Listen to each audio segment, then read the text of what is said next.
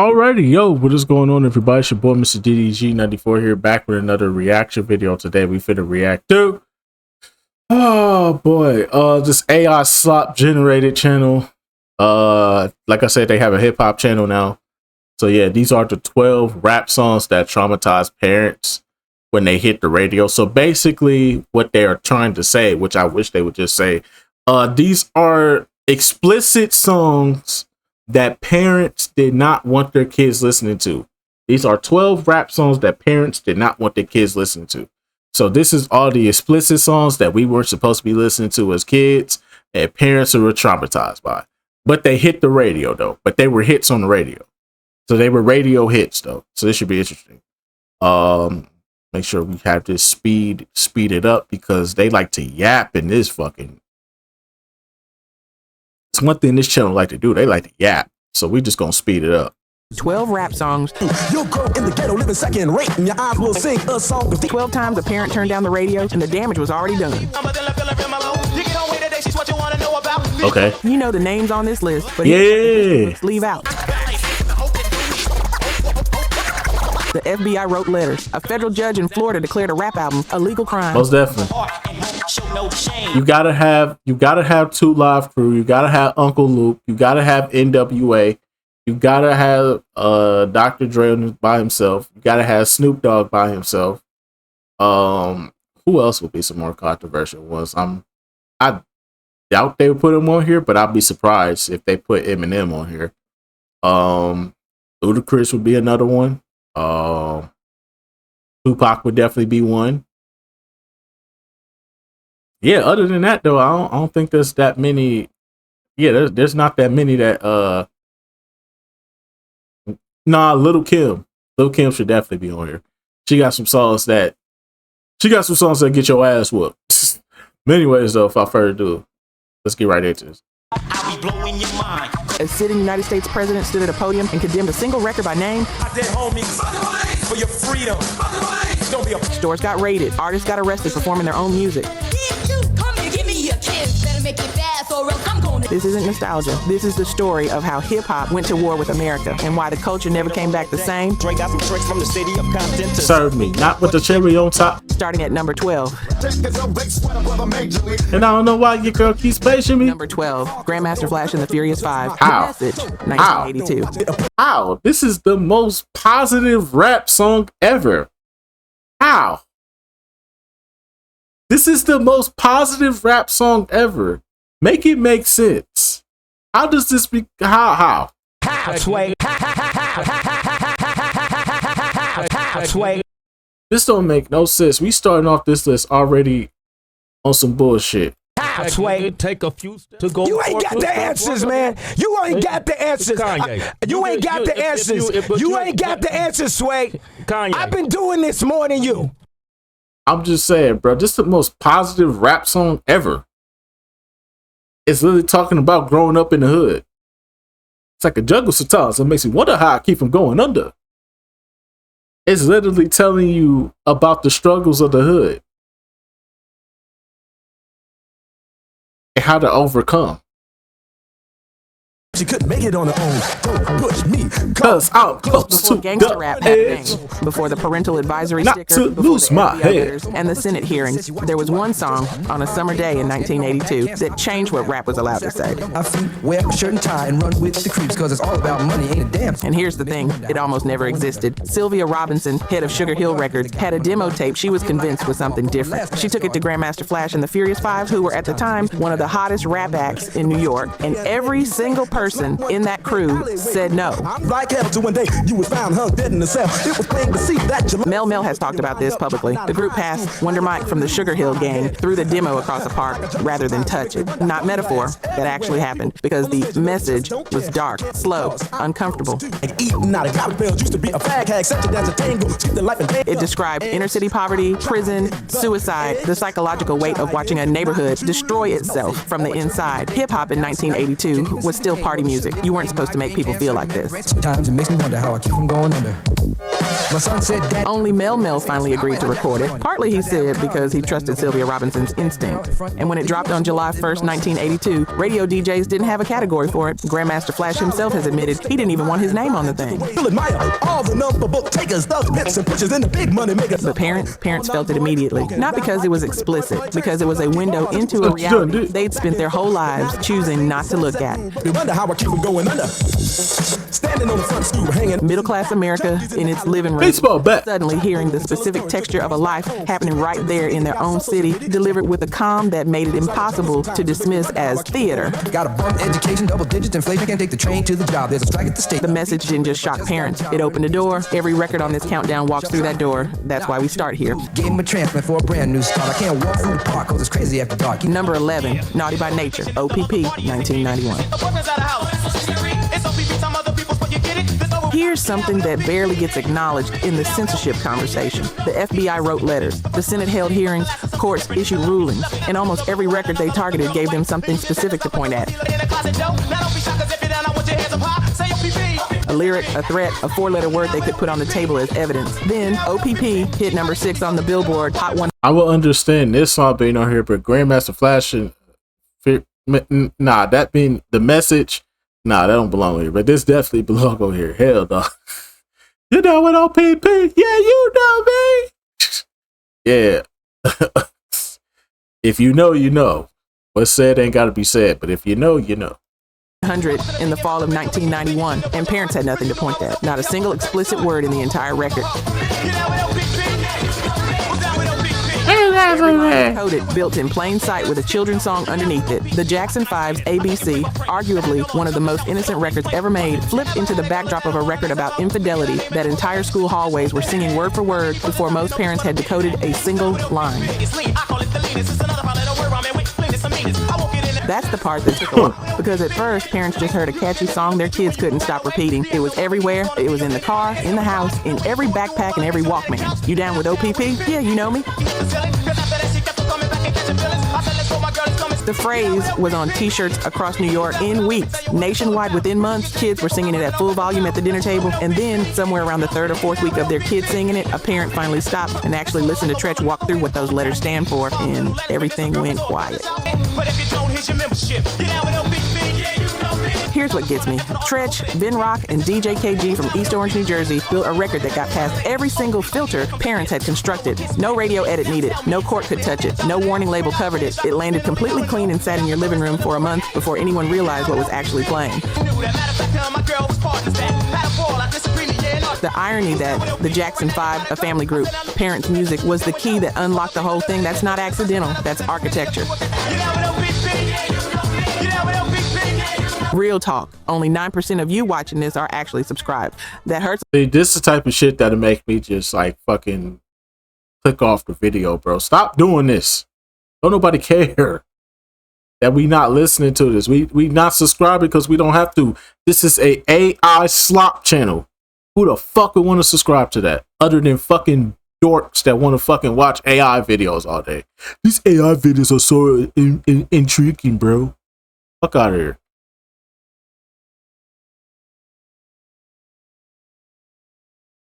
We do. Let's build this together. All right, back to the story. Number 10, Sir Mix-a-Lot. Most definitely. Back, 1992. Shake that healthy butt. Baby got back.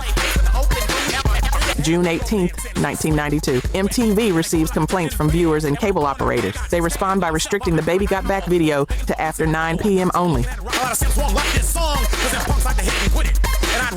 The video, which featured Seattle rapper Sir Mix-a-Lot performing on top of a giant inflatable yellow behind, was deemed too explicit for regular rotation. Their label's publicist called him immediately with the news, and Anthony Ray, Sir Mix-a-Lot, later described exactly what happened next. The restriction didn't slow the song down, it reframed it. Overnight, Baby Got Back went from a summer rap novelty to something the system was pushing back against. MTV had just given it the one thing it didn't already have, credibility as a threat. The song hit number 1 on the Billboard Hot 100 on the 4th of July, 1992. As it should. I wanna get you home and double up, 5 weeks at the top. Second best-selling song in the United States that entire year, behind only Whitney Houston's I Will Always Love You. Grammy Award for Best Rap Solo Performance in 1993. But here's the layer that gets missed in most tellings of this story. Mix-a-Lot has been consistent about what the record was actually doing, and it wasn't just about what the title says. The song opens with 2 women critiquing a black woman's body, and then flips that entire conversation upside down. It was a direct response to a specific beauty standard that had been the only acceptable standard in mainstream American media, one that exactly. This is an important song. This ain't a song about just fat asses. This is an important song. If it wasn't for this song, your Megan Thee Stallions and Cardi B's and Little Kim's and Nicki Minaj's, they wouldn't even have a place in this world if it wasn't for this song. This is an important song. Hell yeah. That's why I fuck with it. Explicitly excluded the bodies of most black and brown women. MTV's senior VP of music programming has since explained the ban on record, and Mix-a-Lot has since been equally on record that the controversy is what turned a hit into a legend. His exact words: "It was no longer a novelty, it wasn't cute, it wasn't simple, somebody didn't like it." Elvis was wiggling his hips again. Parents in 1992 who turned the radio down when it came on, and there were millions, thought they were protecting something. Mix-a-Lot thought they were making him a millionaire. He was right. Number 9, 2 Live Crew, Me So Horny, 1989. Me personally, I prefer, hey, we want some pussy. Hey, we want some pussy. Please say, hey, we want some pussy. That's my shit. But we all know the GOATed song, though. The GOATed song that I hope is on here. Don't stop, pop that pussy, let me see you do the brown. That's my shit. If you wanted to find the moment where the argument over rap music became an actual court case, a federal judge, a legal ruling, people getting physically arrested, it starts here. Luther Campbell, Uncle Luke, Miami, Florida. 2 Live Crew had been building since their 1986 debut. Explicit Miami-based music, built for the club, for the car, for the culture they came from. But as nasty as they want to be, in 1989, with Me So Horny as the flagship single, that was when it became a national incident. A conservative attorney named Jack Thompson in Coral Gables, Florida, made it his personal crusade. He pushed the campaign into Broward County. And in 1990, U.S. District Court Judge Jose Gonzalez ruled that As Nasty As They Want to Be was legally obscene. First time in American history a music album had been declared an illegal product by a federal court. Record store owner Charles Freeman in Fort Lauderdale got arrested for selling it. That's crazy. Uncle Luke and Fresh Kid Ice were detained and charged with obscenity after performing at an adults-only club in Hollywood, Florida. That's crazy. Stores across the country preemptively pulled 2 Live Crew products. Sheriffs in Alabama were seizing cassettes off shelves. And here's the part of this story that cuts deepest. Uncle Luke has been clear about it in interviews for decades. This wasn't just about dirty rap. This was about a specific kind of black cultural expression from a specific city being treated as criminal, while the content of mainstream Hollywood, mainstream television, mainstream everything else, all of it was left entirely alone. The appeals court overturned the ruling in 1992. 2 Live Crew won in court, but the battle cost them years, legal fees, and a targeted harassment that didn't come for anyone else at that level. That's crazy. But this is a very important song. Body Count, Cop Killer, 1992. Ice-T. Yeah, I don't know what this is. We're going to just skip right past this. I don't really care for this. If I'm going to do what the fuck I want to do. I know this ain't what I think it is. Number 7, Salt and Pepper, Push. I'm about to cut this video off. I promise you, I'm about to cut this video off, bro. I'm about to cut this video off, bro. I promise you, I will cut this fucking video off. Hey, dog. I hate to be the one to break it to you. Very bad news. Get this shit the fuck out of here and get you the fuck out of here. 3 letters. 1 word.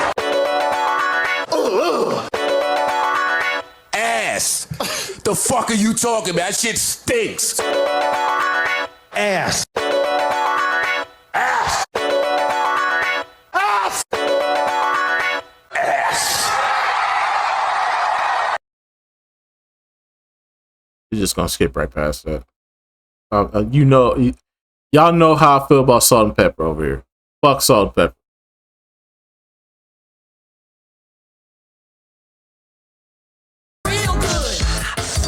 Number 6, Snoop Dogg. Thank you. Gin and Juice, 1994.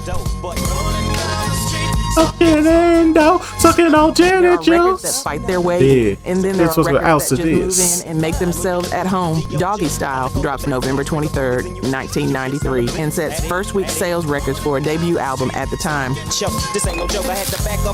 Sit my thoughts down. What's My Name fucked up now. is the shock Ain't no. entrance, The Declaration. But Yeah. Gin and Juice, released as a single in 1994 and peaking at number 8 on the Billboard Hot 100. That's the record that moved into the suburbs and stayed. Goes up. Oh, second now. Bounce to this. Here's what parents couldn't figure out about it. Not just the content, though the content was explicit. It was the tone. Snoop talked about rolling up and pouring up and having the house to himself the same way your uncle talked about what he grilled on Sunday. No apology, no awareness of who might be listening, no performance of danger. Drake got some bitches from the city of Compton. While your parents are gone for the weekend. Some That for the landed in a very cheeks specific and- way across 1,000 households because their kid was nodding to that line like it was a life goal. And the parents in the doorway were doing the math on every weekend they left the house. She used to be my homeboy's lady. Radio ran edited because you get none of bleeping words these. that everyone already knew, which made the song sound like it had rhythm hiccups while leaving the meaning completely intact. The edit gave radio stations legal cover. It didn't change what was communicated to a single listener. Double G, but I somehow, some way keep coming up with funky ass hits. Snoop in 1994 wasn't performing danger, he was performing comfort. He made that live sound like somewhere you genuinely want to be. And for a generation of kids, it worked. In the barbershop debate about whether this was art or a threat, that one ran for years. You know which side you were on. Take me a drink to the middle of the street and get the Mac into this trick. They say the Number 5, used to be the homegirls late. B.I.G. Big Papa, The Ready to blessing. Die, 1990. Hey yo, you know that was Diddy. You know that scene right there was all Diddy. You know that scene was all Diddy. Everybody know ain't no party like a Diddy party, so. Yeah, that's what's up. Yeah. That's it. We won't stop. I thought I told you that we won't stop. Hey, yo. Told you that we won't stop. I thought I. Hey, yo, what the fuck? Everybody know ain't no party like a Diddy party, so. Yeah, that's what's up. Yeah. That's it. You know that scene was all Diddy right there. Hey yo. And you know this person right here was. If you know, you know. If you know, you know. This was Diddy too. Everybody know ain't no party like a Diddy party, so. Yeah, that's what's up. Yeah. That's it. I thought I told you that we won't stop. I thought I told you that we won't stop.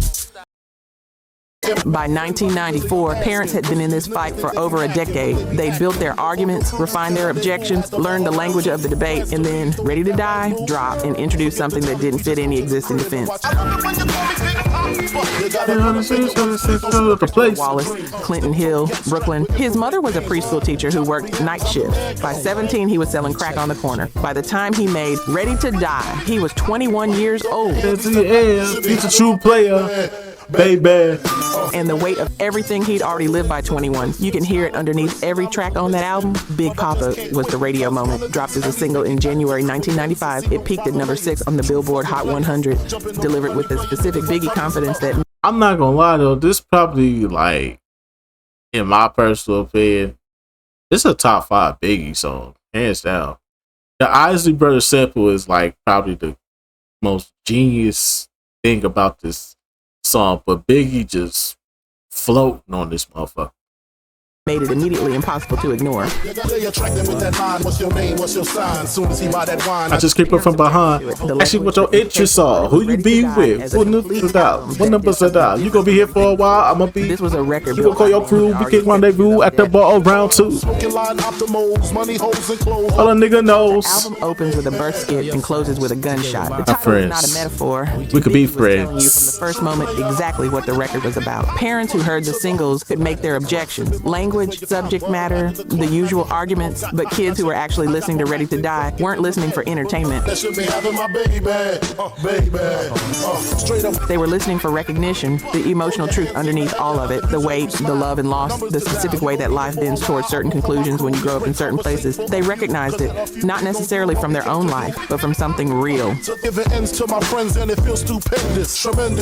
Fuck a dollar in a dream. Saw their children recognize themselves in this record. That's when the fear shifted from what the music was saying to what it meant that their kids understood it. Number 4, Tupac Shakur, I Get Around, 19. Oh yeah, this will make total sense. I get around. I get around. Still climb with the underground. Will we come around? 1993. Round and round, don't stop for hoes, I get around. Here's where it gets complicated, and if you've spent any real time with Jiffy, Tupac's don't you pick it, catalog, just you keep already with know this what I quickie. mean. He was always multiple things at once.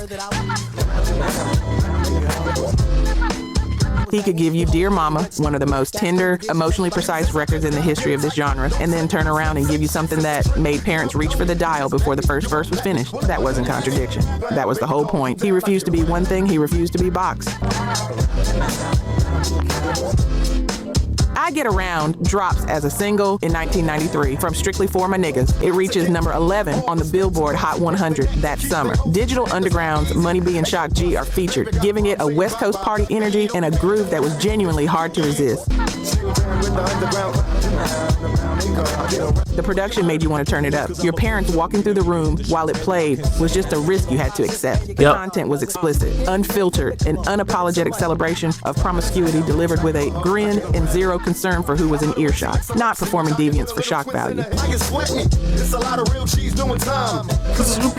got parents about this record was the same thing that got them about Snoop, the casualness of it, the ease. Like this life wasn't something you had to justify or defend, it just was. But here's the thing about Tupac that this record alone doesn't tell you.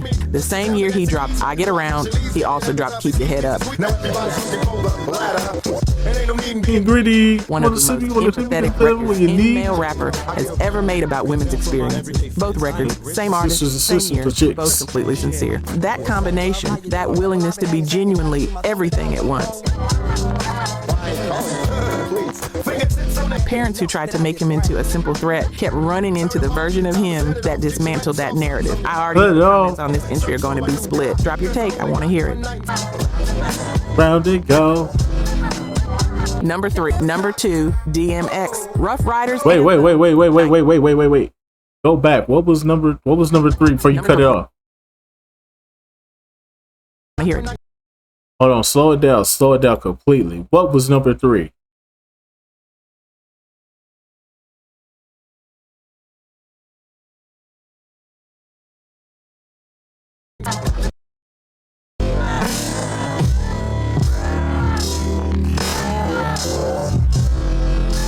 What was number 3? Number 3. Okay. One time. Number Lil' Kim. What was this? Ladies' Night? I see Left Eye. I see Angie Martinez. This was Ladies' Night.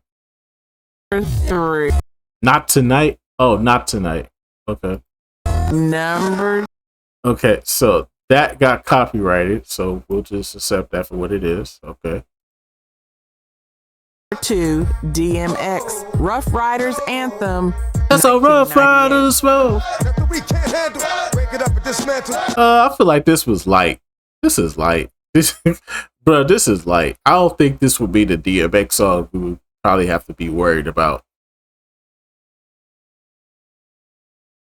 This wouldn't be the DMX song you have to worry about.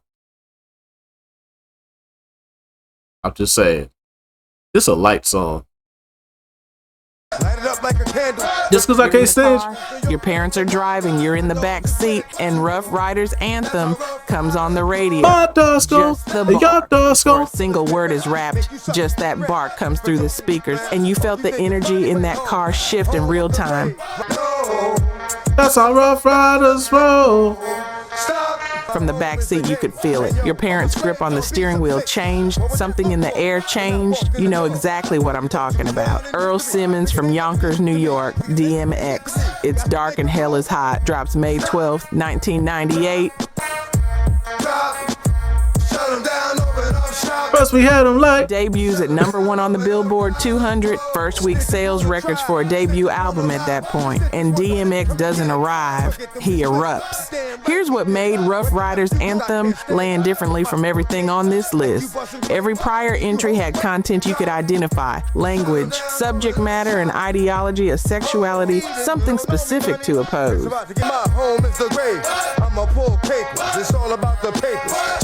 Rough Riders' anthem operated at a different register. It was the raw energy itself that alarmed people, not calculated aggression, not produced menace. Something that sounded like a man who'd been pressed all the way down to the floor and was coming back up without a single buffer between the pain and the microphone. I cannot maintain with badness on my brain. I resort to violence, my killers moving. Parents couldn't categorize it. It wasn't what he was saying. It was how he existed in the record. That frequency, primal, unprocessed, like hearing something private that would have meant for public spaces, that was the alarm. But here's what they missed, what his fans always knew. Give a dog a bone. leave a dog alone. Let a dog roam and He'll find his way home. DMX was praying before every single show, every performance, in private before he walked out and gave you that bark. And the man who terrified parents on mainstream radio was one of the most spiritually intentional people in the industry. No, that's how Rough Riders roll. The rage and the prayer were the same person, not in conflict, both completely true. Earl Simmons left us in April 2021. you haven't met the apes. Stop. #1, Eminem. My name is. Like I said, I wouldn't be surprised if he popped up here. And he popped up here.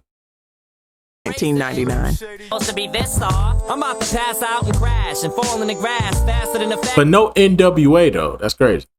Everything on this countdown so far, every FBI letter, every court ruling, every presidential statement, all of it happened because a specific cultural fear was already in place. The fear of black urban culture breaking through the walls mainstream America had built around itself. My name is Slim Shady. My name is. That was the shape of the panic. Then Eminem showed up, white, from Detroit, and the framework had nowhere comfortable to go. January 21st, 1999. My Name is premieres on MTV's Total Request Live. It becomes the #1 most requested video on TRL. Hi kids, do you like Primus? Wanna see me stick 9-inch nails to each one of my. First rapper to hit that number before the week is out, Dr. Dre is producing. And what lands in living rooms across America is this: a white man in his mid-20s with a cartoon alter ego called Slim Shady, rapping about his own mother, his wife, drug use, violence, and every institution within reach, with a grin on his face and a precision of wordplay that was impossible to dismiss or look away from. Hi, my name is. My name is. My name is. The Slim Shady LP goes triple platinum by the end of 1999, and Eminem becomes the most argued about figure not just in American music but in American culture. Here's the piece that still cuts. His own mother, Debbie Mathers, filed a $10 million slander lawsuit against him over his depiction of her on My Name Is. Messed up worse than my life is. My brain's dead weight. I'm trying to get my head straight, but I. His own mother went to court. The suit was eventually settled for $25,000, of which she actually received $1,600 after legal fees were taken out. The relationship between Marshall and his mother had layers that neither the lawsuit nor the records fully captured. He addressed it years later on Headlights. She wrote a book.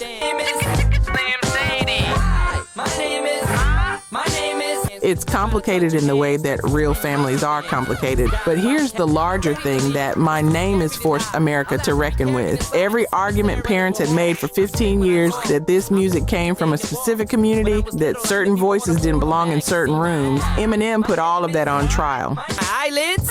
Wanna copy me and do exactly like I did? Try to get mad. Because here was a white kid from lower income Detroit making the same music, saying comparable things, and suddenly the conversation had nowhere clean to go. GLAAD organized sustained campaigns against the Marshall Mathers LP. Club, had my jacket zipped up, served the bartender, and walked out with a tip cup. His mother sued. Critics went to war. And every month, the records got bigger. The more the institutions pushed, the more people bought. Sound familiar? It should.